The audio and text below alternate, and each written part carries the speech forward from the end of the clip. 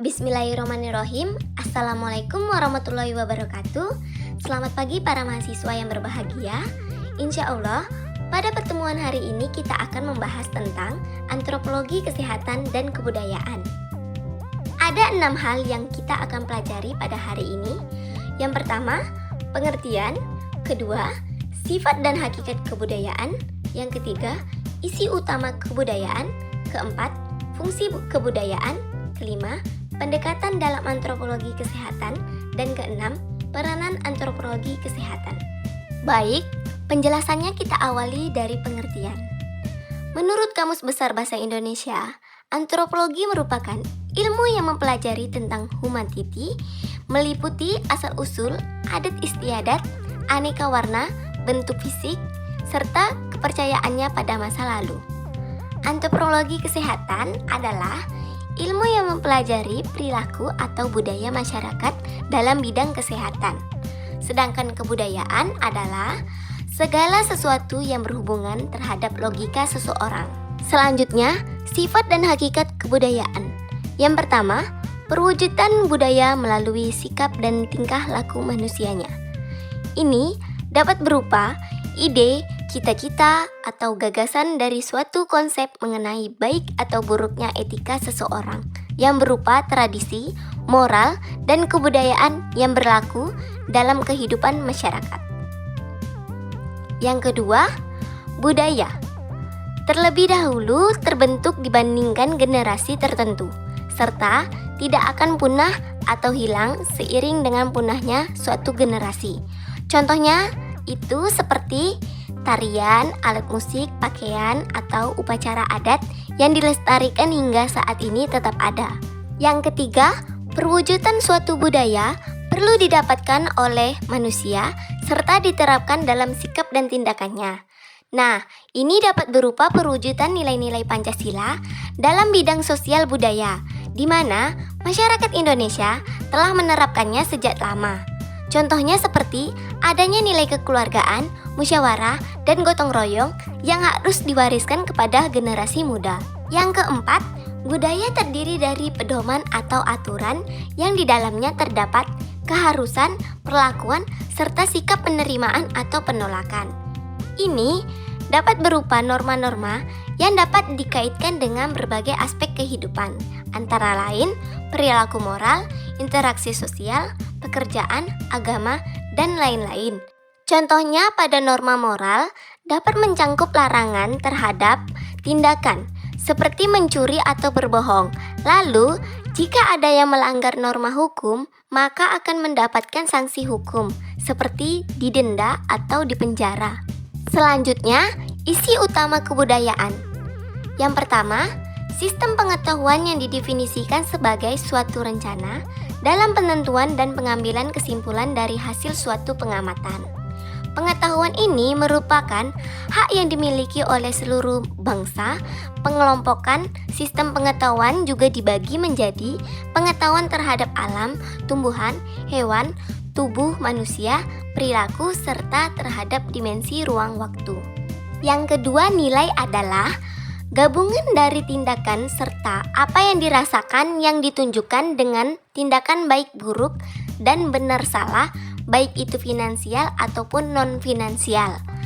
Hal ini dapat berupa adanya suatu prestasi yang dicapai, dibuktikan dengan adanya nilai, peningkatan kepatuhan, mudah diatur, menghormati orang tua, mendorong melakukan sikap dan tindakan yang positif di masyarakat, dan menumbuhkan rasa percaya kepada Sang Pencipta. Yang ketiga, pandangan hidup, yaitu didefinisikan sebagai cerminan bagi individu, kelompok, maupun golongan tertentu dalam masyarakat. Hal ini diwujudkan dalam bentuk agama dan keyakinan atau suatu prinsip yang dipegang kuat oleh suatu kelompok. Yang keempat, religi atau yang sering dikenal dengan sebutan agama. Pada dasarnya akan dikaitkan dengan suatu budaya yang menjadi unsur terpenting di dalam kehidupan setiap orang. Perwujudan dari sistem religi ini dapat diperlihatkan dari kepercayaan dan pandangannya terhadap Tuhan, dewa, roh halus, neraka, serta kepercayaannya terhadap adanya surga. Yang kelima, persepsi. Persepsi adalah suatu pandangan yang memiliki sifat individualisme, permasalahan tentang kondisi yang terjadi dalam kelompok masyarakat. Ini contohnya pada kasus penyebaran COVID-19. Hal tersebut akan mempengaruhi sikap dan perilaku mereka dalam memberikan persepsi terhadap tetangganya yang terinfeksi COVID-19, di mana sebagian masyarakat takut untuk bertemu dengan tetangganya yang sedang sakit COVID-19 karena takutnya tertular. Yang keenam, etos dalam budaya merupakan bagian dari pandangan hidup yang menggambarkan ciri khas kelompok masyarakat yang menjadi pembeda dengan kelompok. Contohnya, seperti perilaku mencium tangan dan membungkukkan badan perlu dilestarikan dan diterapkan dalam kehidupan sehari-hari sebagai salah satu cara memenuhi tuntutan sopan santun dan penghormatan budaya sekedar gerakan fisik semata. Slide berikutnya, fungsi kebudayaan terbagi menjadi individu dan kelompok. Yang individu, pertama, individu merupakan manusia yang hanya mengandalkan akal dan pikiran. Oleh karena itu, manusia memerlukan pendidikan untuk mengembangkan kehidupannya demi memuaskan rasa keingintahuannya. Namun, kebudayaan mampu berubah menjadi individu yang memiliki kepribadian. Oleh karena itu, pentingnya bagi kita memahami bagaimana kebudayaan dapat mempengaruhi kepribadian seseorang. Yang kedua, kebudayaan menjadi hal yang patut dipertimbangkan dan menjadi alternatif dalam penyelesaian masalah individu.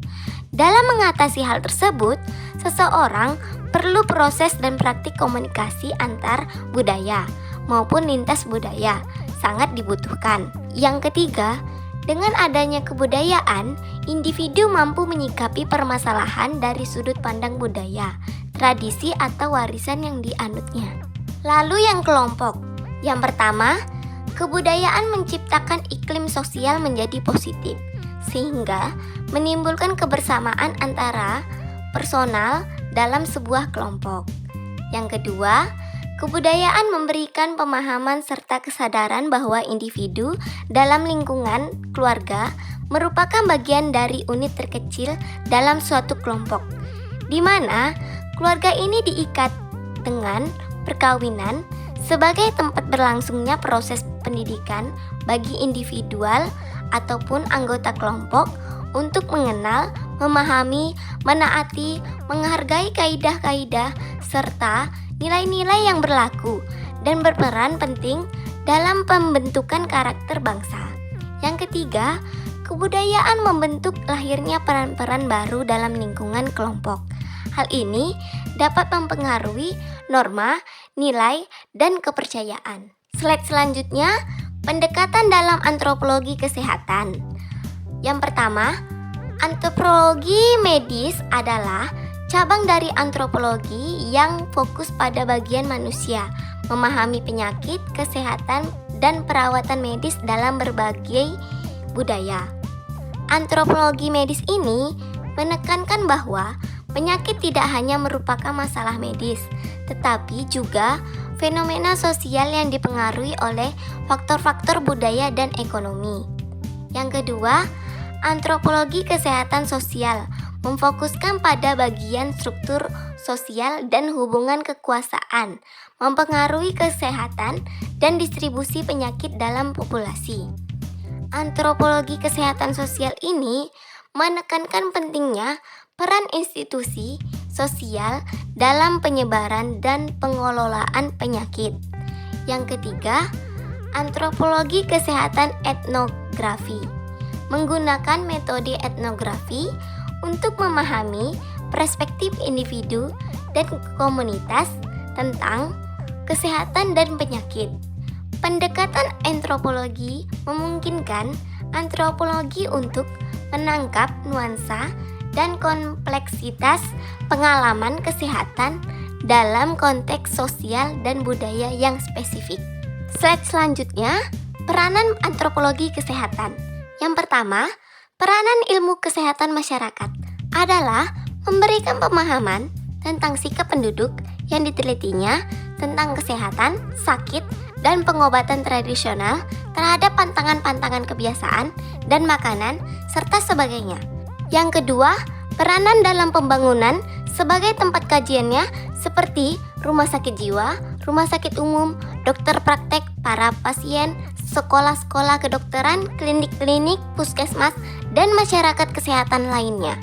Yang ketiga, penelitian etnografi. Antropologi melakukan studi lapangan untuk mengamati dan memahami perspektif masyarakat tentang kesehatan, penyakit, perawatan medis yang membantu mengidentifikasi hambatan budaya dan sosial yang mungkin menghalangi akses ke layanan kesehatan yang efektif. Yang keempat, pendidikan dan pelatihan. Mereka juga berperan dalam mendidik profesional kesehatan dan masyarakat tentang pentingnya faktor sosial budaya dalam perawatan kesehatan. Yang kelima, pengembangan kebijakan. Antropologi bekerja sama dengan pembuatan kebijakan untuk merancang intervensi kesehatan masyarakat yang lebih efektif dan sesuai dengan konteks budaya lokal. Alhamdulillah, pertemuan perkuliahan kita kali ini sudah cukup dan semoga bermanfaat. Silahkan dipelajari lebih lanjut. Ibu akhiri, wassalamualaikum warahmatullahi wabarakatuh.